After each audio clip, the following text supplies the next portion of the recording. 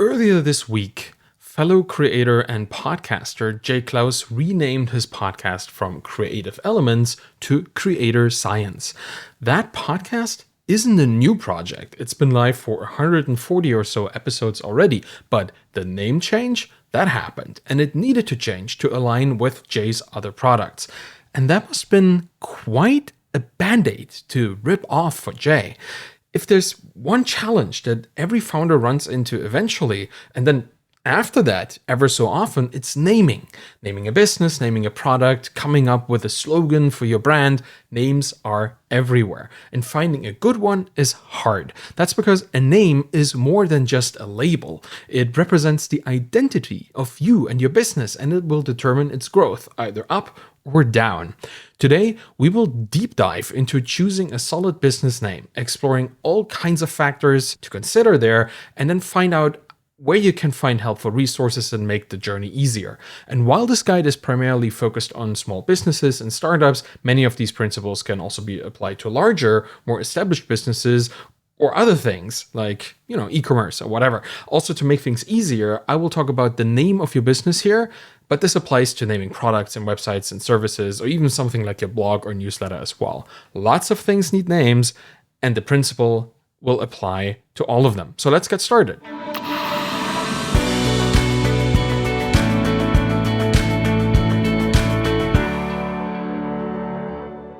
If you want to build a business in a digitally enabled world, you'll need to secure a domain for your online presence. That makes the name finding process a bit more complicated than just coming up with a good name. Even if you come up with this amazing name by brainstorming, you might be unable to grab a domain that adequately represents it. So check if your domain is available immediately when you come up with a name by using domain registrars like Namecheap or GoDaddy. A good domain has to be easy to spell, pronounce, and remember, and you will need to check for that once you come up with a name. And here's a word about registrars. They tend to suck. People run into issues with these huge companies all the time, and their customer service tends to be slow and inept as well. That's the unfortunate reality out there. But these companies, they hold and sell the most important piece of digital real estate that we have, and we have no control over these processes, so you will just have to deal with this. Let's maybe dive into something that is a bit easier to control, something you can control. For interactions with your registrars, this means turning on notifications when they email you. These emails tend to be either very important or completely meaningless marketing, and you will never know which is which. So stay alert and your problem surface will shrink. You need to be able to deal with these emails as they come in, because sometimes you might need to extend something or a payment doesn't go through, and you really need to be able to pick this up, because if your domain expires, you're going to have a problem, because that name that you really need to get people to your business will now be available for purchase, and you don't want that. So make sure that any email you get from your registrar is an email you immediately see. But let's get back to actually picking a domain here. There used to be a time when people typed in the domains of websites that they wanted to visit. But in a world where Google and now even ChatGPT and other tools can link to wherever they want us to go, the domain name itself becomes less of a social and more of a technical consideration. Yeah, we're talking about the dreaded search engine optimization here. Instead of merely appealing to our human customers, we have to now appease the machine overlords as well, because they are the gatekeepers to our work being found by real people. And then we need that stuff to work with those people as well. So what do we have to consider here? Well, I talked to Peter Askew, a domain expert who owns and operates domains like onions.com and a few more awesome domains and projects. Peter has been in the domain game for a long time, and he had one central piece of advice for me. When in doubt, get the .com top-level domain, or TLD for short. While many domain extensions are available, a .com domain is considered the gold standard because it's just widely recognized and carries a strong sense of authority. And this kind of authority quickly turns into unconscious bias on a social level. You can tell a normal person 100 times that your domain ends in .co or .io, but when they're in a hurry, they will type .com by default. If you want to sell your product to people who use the internet like most regular folks, the .com will reduce confusion and infuse a sense of serious business. because that's what people know.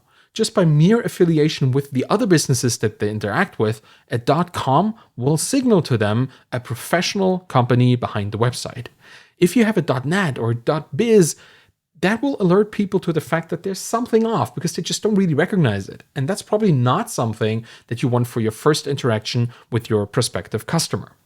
However, don't hesitate to explore industry-specific domains like .tech or .design, especially if they align with your niche and differentiate your business from your competitors. Choosing a newer TLD like this can signal a fresh approach, and that will attract early adopters to your product and your business. But remember here, the chasm to market adoption is hard to cross even with the .com domain, and having a confusing domain won't make that easier. And the TLD won't really help you much if the name of your business itself has a major problem, being overly similar to an existing business inside or outside your niche. Remember the Four Seasons Total Landscaping press conference of the Trump era? That was a disaster, and it came because there was a name conflict. So it's vital to pick a name that doesn't conflict with similar businesses, because that will affect your search engine rankings and online visibility. And as with your TLD, you want to reduce confusion and increase recognizability. Conduct thorough competitor research when you start picking your name to ensure that your chosen name is unique and won't be mistaken for another brand. And I know that all of this is a lot to ask for a process as tedious as picking a name. You'll find that the first few ideas you come up with will likely result in something that's already taken. And that is why I asked my Twitter audience how they came up with their names for their businesses. And I found a few interesting gems in the 350 plus replies that I got to that. One of the most common approaches that I found was mixing a piece of personal information, like your own name, or the name of your partner, or the middle name of your child, or the name of your pet, with a term from the industry. Some people even play around with numbers, like parts of their street address or their zip code or whatever. That's a pretty reliable way to create something unique. And something that people seem to like a lot too is to mix an animal name with an industry term. It's quite similar, but not the same. And I can't blame them. That's how we named our online teacher SaaS business, Feedback Panda. We were serving teachers who taught for Asian online schools. And the panda was a sure bet for that, and the feedback made it absolutely clear what the product was all about. Rarely do you find a good single word name for a business that is not taken already. Composites work just as well, and they will allow you to be both unique and clearly indicative of the industry that you're serving. And if you are a non-native English speaker, picking a safe slang term from your language can also work. These tend to be only used in the geographical regions that they originate from, and that gives you a decent chance of grabbing a .com domain that uses that term. You can also look into other languages than your own for this kind of stuff.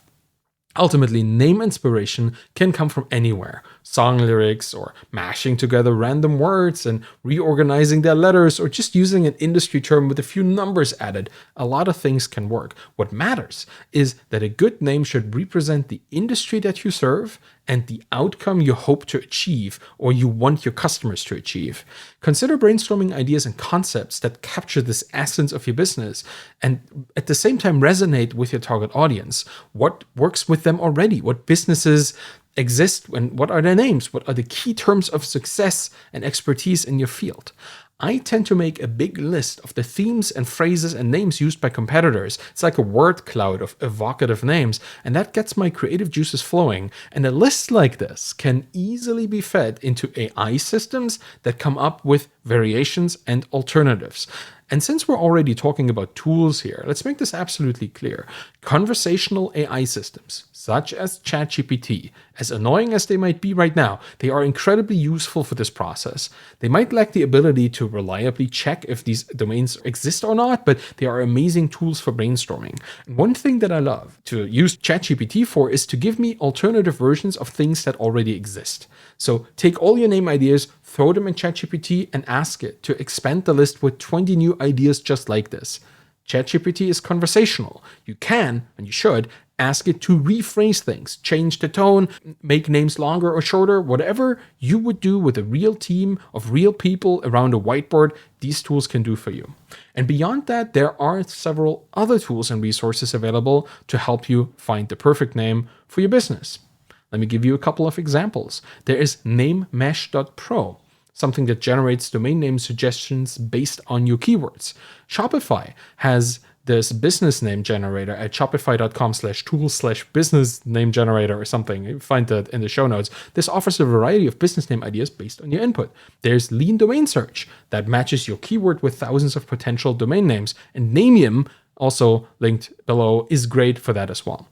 One thing that most tools like that don't understand is subtlety. And you will need to think of a few things that are very specific to your business and how its name will resonate with the people you choose to serve and empower. So when choosing a business name, it's imperative to consider how it will be perceived across different languages and cultures as well. Some phrases are perfectly acceptable in one language, but they are horribly insulting in another. When Coca-Cola moved into China, it was first read as Kekukela. I might be botching this, but that meant bite the wax tadpole or female horse stuffed with wax, depending on the dialect. It took them a while to find a pronunciation of Coca-Cola in Chinese that actually worked. I don't really know what that is because I really can't pronounce it, but select a name that translates well and avoids potentially offensive or negative connotations in those markets that you serve. This will ensure that your brand appeals to a diverse audience and maintains a positive reputation worldwide. And this again means extensive research ahead of time or finding help. Now, to protect your brand from infringement and potential legal disputes, it's crucial to trademark your business name and domain, depending on, of course, where you operate from. You will probably want to consult with an attorney or use online resources. If you're in the States, use the US Patent and Trademark Office, or in whatever country you operate, you will find an institution to help you to ensure that your chosen name doesn't conflict with existing trademarks, and then secure legal protection for your brand.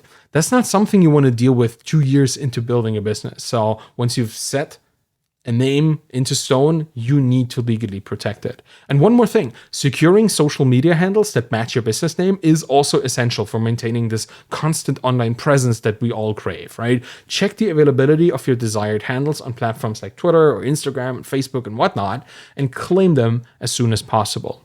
Consistent social media handles will make it much easier for potential customers to find you, follow your journey, and talk to you, which is something you want.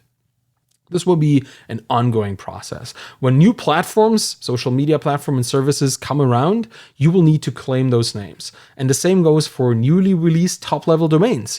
ICANN announces new TLDs on their website whenever they come out. So I recommend checking that out every now and then. Their GTLD program suggests thousands of new TLDs are already in the making. So you might want to stay tuned here. All of this serves the name recognition of your business. It's a long-term investment in what is top of mind for people when they think about you and your service, your domain, your name. That's why so much research and deliberation goes into finding your name.